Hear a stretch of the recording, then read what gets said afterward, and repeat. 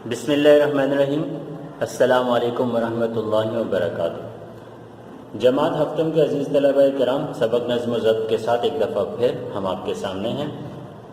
بیٹا، گزشتہ ویڈیو میں ہم نے سبق نظم و ضبط کے نصف حصے کی بلند خوانی مکمل کر لی تھی۔ آج ہم بلند خوانی کے سلسلے کو مزید آگے بڑھاتے ہیں۔ صفحہ نمبر 27 کے تیسرے پیراگراف پر توجہ دیجیے۔ جی بیٹا، صفحہ نمبر 27 تیسرا پیراگراف آپ کے سامنے ہے، میں پڑھ رہا ہوں۔ بسم اللہ الرحمن الرحیم۔ زندگی کے ہر شعبے میں نظم و ضبط کی پابندی ضروری ہے۔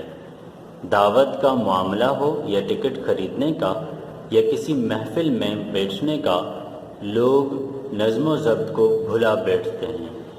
ہم ٹکٹ قطار میں لگ کر لینا کسر شان سمجھتے ہیں۔ ہم ٹکٹ قطار میں لگ کر لینا کسر شان سمجھتے ہیں۔ قطار تو آپ جانتے ہیں بیٹا، صف کو کہا جاتا ہے، لائن کو کہا جاتا ہے۔ کسر شان کسے کہتے ہیں بیٹا؟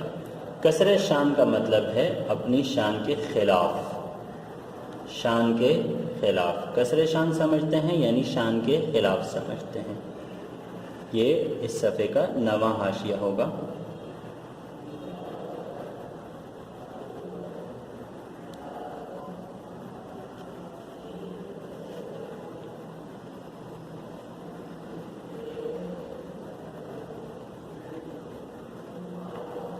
ایسی بات جس سے عزت اور آبرو میں کوئی فرق آئے، ٹھیک ہے؟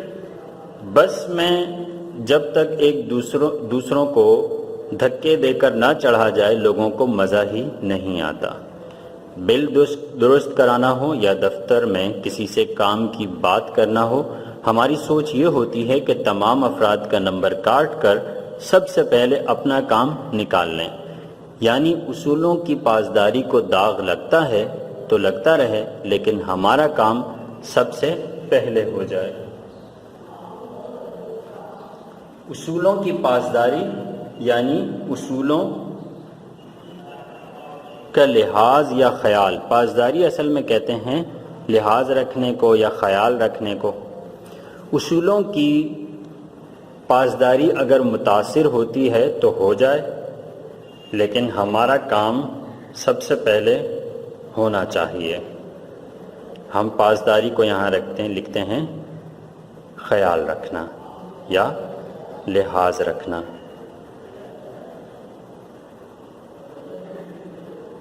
ٹھیک ہے بیٹا؟ نظم و ضبط کے بغیر زندگی میں کوئی کامیابی حاصل نہیں کی جا سکتی۔ جو افراد نظم و ضبط کے پابند ہوتے ہیں، کامیابی ان کے قدم چومتی ہے، یعنی وہ ضرور کامیابی حاصل کرتے ہیں۔ پرندے، جانور اور حشرات الارض، ٹھیک ہے بیٹا؟ حشرات الارض بھی نظم و ضبط کا خیال رکھتے ہیں۔ حشرات الارض کا مطلب کیا ہے بیٹا؟ دراصل یہ عربی ترکیب ہے، عربی زبان سے یہ لفظ اردو میں آیا ہے۔ حشرات ان جانوروں کو کہا جاتا ہے جو زمین سے چپک کر چلتے ہیں، یعنی رینگتے ہیں، ٹھیک ہے؟ اور ارض تو آپ جانتے ہیں زمین کو کہا جاتا ہے۔ اردو میں آپ عام طور پر اسے کیڑے مکوڑوں کے لیے استعمال ہوتا ہوا دیکھیں گے، تو ہم یہاں اس کے معنی کرتے ہیں کیڑے مکوڑے۔ حشرات الارض، چھوٹے موٹے کیڑے مکوڑے۔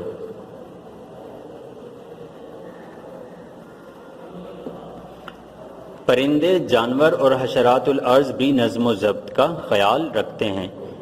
دن بھر دانہ دن کا چگنے کے بعد جب پرندے شام کو واپس اپنے گھونسلوں میں جاتے ہیں تو وہ ایک خاص ترتیب سے اڑتے ہیں۔ آپ نے دیکھا ہوگا بیٹا پرندوں کے جھنڈ کیسے فضا میں وہ ایک ترتیب کے ساتھ اور خاص ایک آہنگ میں وہ اڑ رہے ہوتے ہیں۔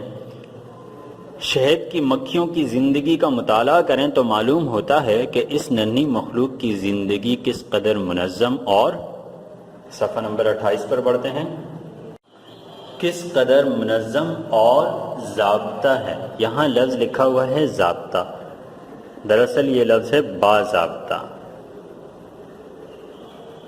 باضابطہ، ضابطہ کہا جاتا ہے اصل میں قانون کو، ضابطہ کہا جاتا ہے قانون کو، باضابطہ یعنی قانون کے مطابق۔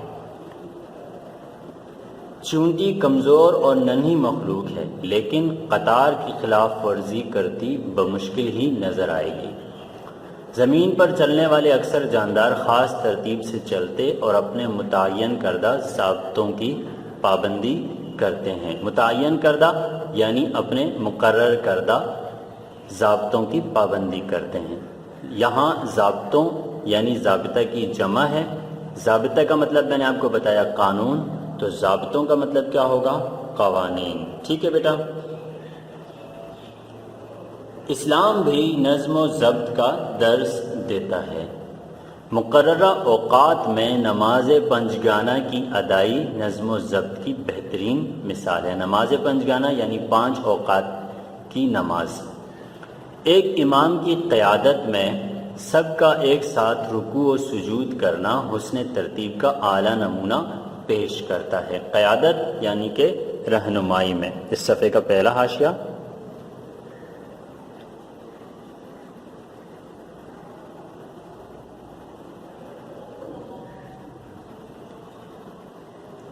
رمضان کے مقدس مہینے میں روزے رکھنا، سحر تا افطار کچھ نہ کھانا پینا نظم و ضبط کا پیغام دیتا ہے۔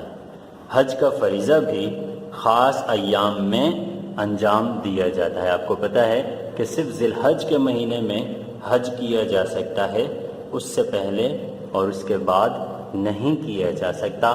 پھر اس کے خاص ارکان ہیں جو خاص ترتیب سے ادا کیے جاتے ہیں۔ اس سے بھی نظم و ضبط کی مثال واضح ہے۔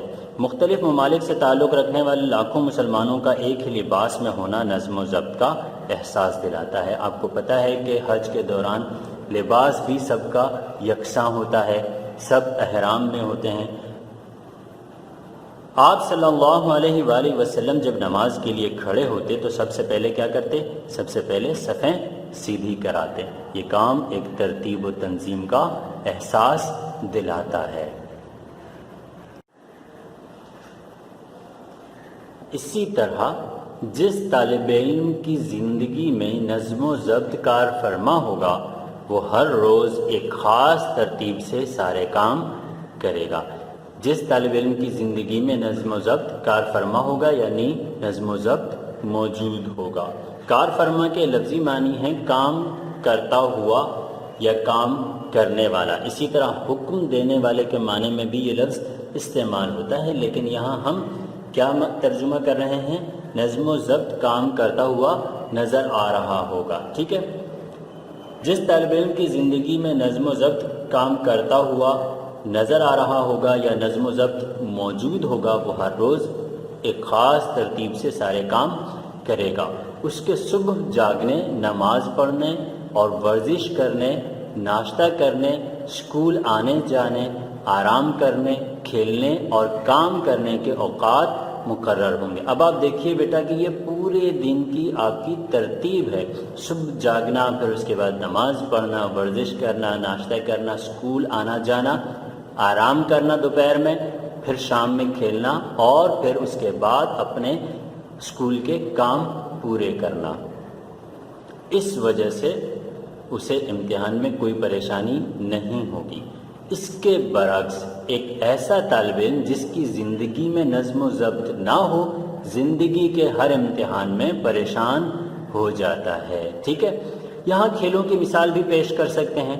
جس ٹیم کے کھلاڑی بہتر نظم و ضبط کا مظاہرہ کرتے ہیں وہ ٹیم کامیاب رہتی ہے۔ اس کے برعکس نظم و ضبط سے محروم ٹیم شکست سے دوچار ہو جاتی ہے اور یقینی شکست اس کا مقدر ہوتی ہے۔ جی بیٹا، آخری پیراگراف دیکھیے صفحہ نمبر 28 کا۔ دنیا کے عظیم لوگوں کی زندگی کا جائزہ لیں تو ہمیں معلوم ہوگا کہ ان عظیم ہستیوں نے نظم و ضبط کو سختی سے اپنائے رکھا۔ نظم و ضبط کی اس پابندی کے باعث انہیں کامیابیاں ملیں اور ان کے نام سنہری حرفوں میں لکھے گئے۔ سنہری حرفوں میں لکھے گئے یعنی کہ سونے کے الفاظ میں لکھے گئے۔ یہ دراصل محاورتاً استعمال کیے جاتے ہیں یہ دونوں الفاظ، جنہیں انگلش میں گولڈن ورڈز بھی کہا جاتا ہے۔ گولڈن ورڈز میں لکھنا یعنی سونے سے لکھنا۔ ہمارے عظیم قائد، قائد کسے کہتے ہیں بیٹا؟ قائد کہتے ہیں رہنما کو، راستہ بتانے والے کو، لیڈر کو، ٹھیک ہے بیٹا، رہنما۔ ہمارے عظیم قائد محمد علی جناح رحمۃ اللہ علیہ کی زندگی اس کی بہترین مثال ہے، یعنی نظم و ضبط کی ایک بہترین اور عمدہ مثال ہے ان کی زندگی۔ انہوں نے اپنے ایک فرمان میں یعنی اپنے ایک قول میں اتحاد اور ایمان کے ساتھ جس تیسری بات پر زور دیا وہ یہی نظم و ضبط ہے۔ آپ جانتے ہیں بیٹا ان کا قول ایمان، اتحاد اور تنظیم۔ جی ہاں، قائد نے اپنی زندگی اسی اصول کے تحت گزاری اور ایک عظیم مقصد میں کامیابی حاصل کی۔ کامیاب انسان بننے اور پاکستان کو ترقی کی راہ پر چلانے کے لیے ہمیں زندگی کے ہر شعبے میں قائد اعظم رحمۃ اللہ علیہ کے اس فرمان پر یعنی نظم و ضبط پر دل و جان سے عمل کر کے نظم و ضبط کو اپنا شعار بنانا ہوگا۔ ٹھیک ہے بیٹا، شعار یہ لفظ یہاں حصہ فرہنگ میں بھی آپ کو دیا گیا ہے۔ حصہ فرہنگ میں اس کے معنی رکھ رکھاؤ اور سلیقہ لکھا ہوا ہے، یقیناً درست ہوگا، مگر میں یہاں اس کے معنی آپ کو کچھ اور بتا رہا ہوں۔ شعار ہم یہاں اس کو طریقہ یا عادت کے معنی میں لے رہے ہیں۔ شعار طریقے کو بھی کہا جاتا ہے، عادت کو بھی کہا جاتا ہے۔ ٹھیک ہے بیٹا، تو آپ نظم و ضبط سے واقف ہو چکے ہیں کہ ہماری زندگیوں کے لیے اور کامیابی کے لیے اور ایک قابل رشک زندگی گزارنے کے لیے نظم و ضبط ہماری زندگیوں کے لیے کتنا ضروری ہے۔ آپ اس سبق سے بخوبی اندازہ لگا چکے ہوں گے، لہٰذا نظم و ضبط کو اپنی زندگی کا لازمی حصہ بنا لیجئے۔ اگر آپ نے اپنا نظام الاوقات ترتیب نہیں دیا تو اپنا نظام الاوقات ترتیب دے لیجئے۔ کامیاب لوگوں کی یہی پہچان ہے کہ وہ اپنی زندگی ایک خاص نظام اور خاص اوقات، مقررہ اوقات پر گزارتے ہیں۔ ٹھیک ہے بیٹا، انشاءاللہ اگلی ویڈیو میں ہم مشق کی جانب بڑھیں گے۔ آج کے لیے اتنا ہی۔ آج کی ڈائری نوٹ فرما لیجئے۔ السلام علیکم ورحمۃ اللہ وبرکاتہ۔